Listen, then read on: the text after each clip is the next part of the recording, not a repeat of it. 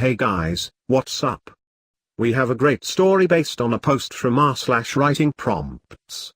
Today's prompt is: as a front for money laundering, a gang boss creates a daycare. At first, he spent his time making sure he didn't go back to jail. Now, he's willing to do anything for these children, and the neighborhood mothers love him. Reggie stepped out of his black Rolls-Royce and looked at the time on his Rolex, careful not to drop the brand new doll tucked under his arm. He was 30 minutes early. He scowled, wishing he got there sooner. He opened the gate of the chain-link fence and swerved down the sidewalk, avoiding planted dirty toys and a rusty tricycle. "Hey headmaster, you open early?" a woman said from behind him. He turned around and tilted his gold Oakley sunglasses onto his nose. "Mrs. Johnson, Ahmed, I suppose I might. What's going on?" he said with a smile. He knelt down to the boy and held up a hand. The child slapped it with a giggle. "I got a job interview. And Mr. Johnson ain't home yet. I don't know where else to go." "Shit, that ain't a problem. What you say, Ahmed? You wanna help me get ready?" he asked. The boy's smile was missing 4 teeth and he bobbed his head and twisted his shoulders excitedly. "Yeah," he said. "Oh headmaster, yowsa blessin'. Lord must look down on our little street," Mrs. Johnson said. Reggie smiled and shook his head. "Shit, I ain't all that. Ahmed's family now, and I keep my family safe. You go get yourself a job." "I do my best.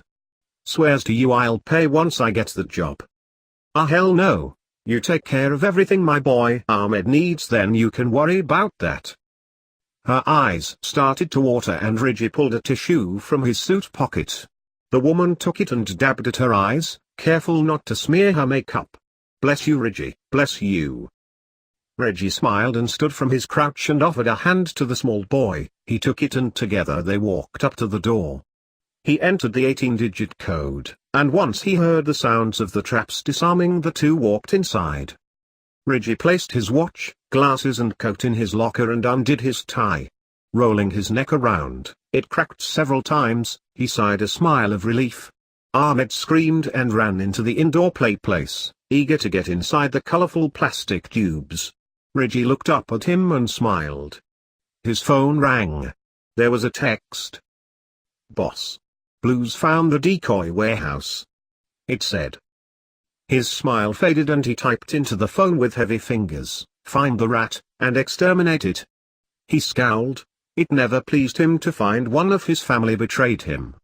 But betrayal was something he could never forgive. "Reggie, look!" Ahmed shouted from the top of the slide. Reggie turned back to the boy, a fake smile on his face. "I'm watching."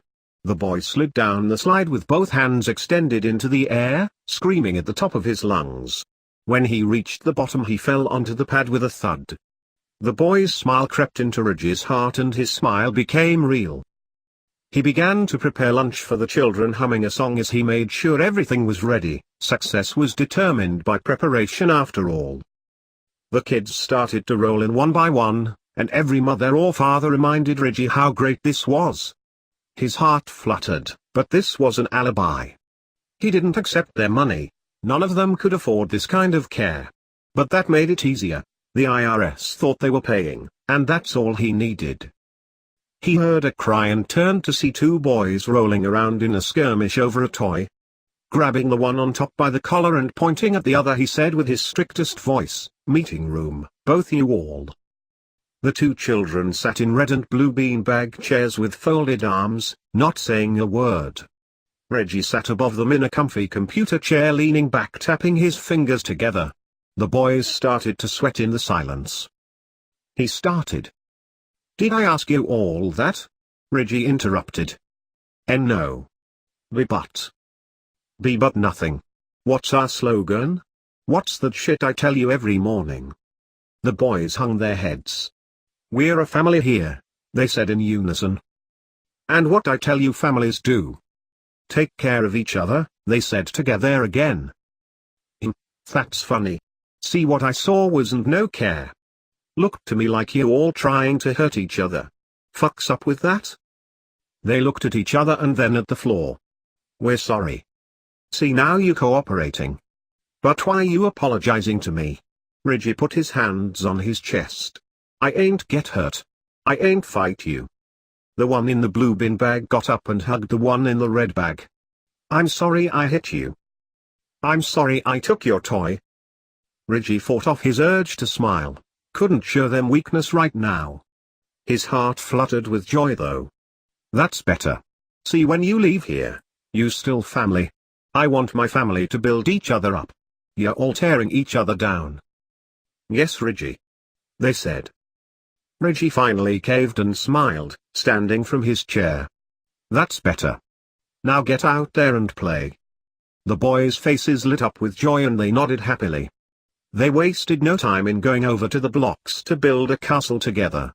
Sure, it was a front, he wasn't an educator. But he'd do whatever he could to make sure these kids grew up right. Thanks for reading. If you enjoyed this prompt, subscribe to /r/QuarkLaserDisc for more of my quirky quack goodness. That's it for today's stories. Be sure to hit the like and subscribe buttons below. We are posting new content daily. See you next time.